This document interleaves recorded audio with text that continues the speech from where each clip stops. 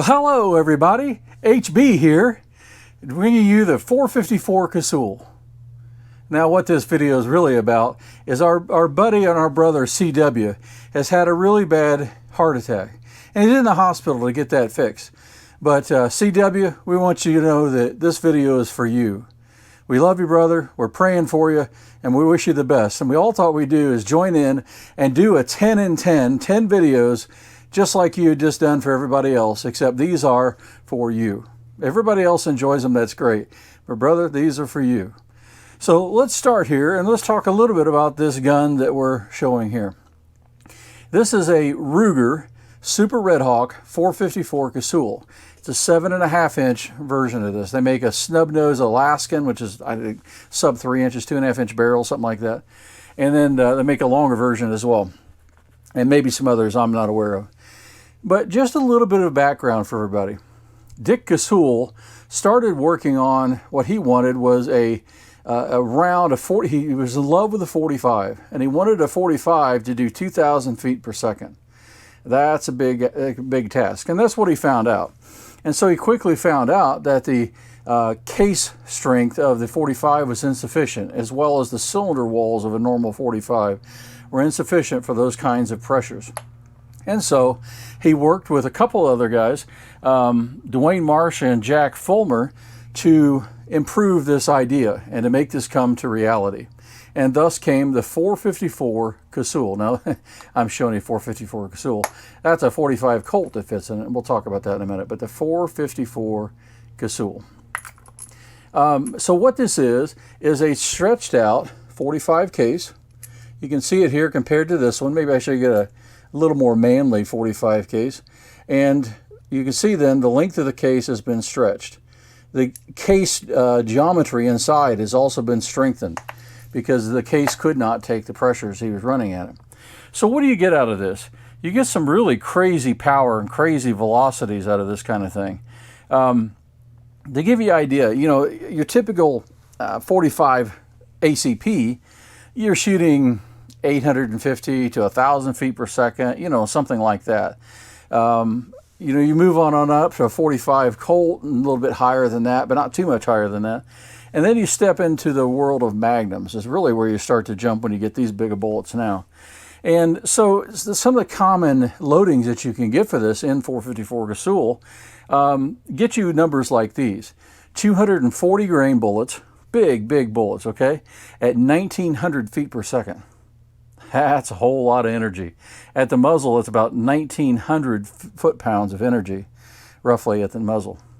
Well, they keep going on up in bullet size too, and so you can get a 300 grain that's moving in the 1,650 range, a 335 grain bullet that's moving at 1,600 feet per second from a company called Double Tap, and that is moving at 1,900 feet per second. So the first one, the Hornady, was 240 grains, and then they've gone up to 335 grains with the same muzzle energy. So that's an amazing round. There's another company that has a 360 grain bullet, and that's doing 1,500 feet per second, so a little bit slower yet, but it still delivers 1,800 feet per foot-pounds of force. And finally, the largest one I've seen loaded anyway is a 400 grain bullet. And that's doing about 1,741 foot-pounds at the muzzle, and you know, roughly 1,400 or so feet per second. Now, I have shot full house rounds in this thing, and I can tell you it's not a lot of fun. It's fun for somebody who's never shot a Magnum or a really big bore, powerful gun. It's entertaining, you know, as long as you help them hold it properly. But a couple things about this RUGER design I'll show you. So we'll set these aside and come back to those in just a minute. When you hold this in your hand, right, there's this back sort of strap area here, and it happens, at least on my hand, to hit me right in the web between your fingers. And that's fine as long as it's here. If you relax that at all, and that gun slaps back, that's a really bad day. Just that much really hurts. And this is a very heavy gun. This is 3.3 pounds unloaded. So it's a very heavy gun. You can imagine this in the Alaskan, which is a gun about like this, right? That's a lot more energy whacking you right there in your hand. So you just got to be careful. Get your grip all the way in there like that before you fire it. And that's what I teach everybody that I allow to use this, because if you've never had an experience with a big bore gun, this is this is a lot of fun. And you really have accomplished something when you do it. Now, is it as bad as a 500 Smith & Wesson Magnum? No, no. No, it's not. But it's much more than a 44 Magnum. And then there are a couple, of course, in between there that you can choose that are as powerful, more powerful than this. But this is certainly a powerful round. So the Ruger, 7.5 inch barrel, very accurate. It comes with some nice sights. I don't know how well you can see those there, but an orange front sight and adjustable target rear sight. So elevation windage adjustments are there for you. You can see the windage is adjusted right there, if you can see that. And elevation then screw, or excuse me, I said it backwards. Windage screw here, elevation screw there. So it's really nice in that. I can tell you the first, within the first 100 rounds of shooting this, it broke this sight. And I really don't know why, unless it was a defect in the sight from the manufacturer, because it cracked it. Just shooting it. It wasn't like it hit anything, it just cracked it. Well, I put the replacement in there and had no issues since. So probably just a small defect in the original one. So it's single action or double action, okay? So you can, what that means is double action, you can squeeze the trigger and it cocks the hammer and then sets it off. Or single action, you can fire just by pulling it back, focusing, and doing the last little bit of the trigger. That's primarily how I shoot this gun.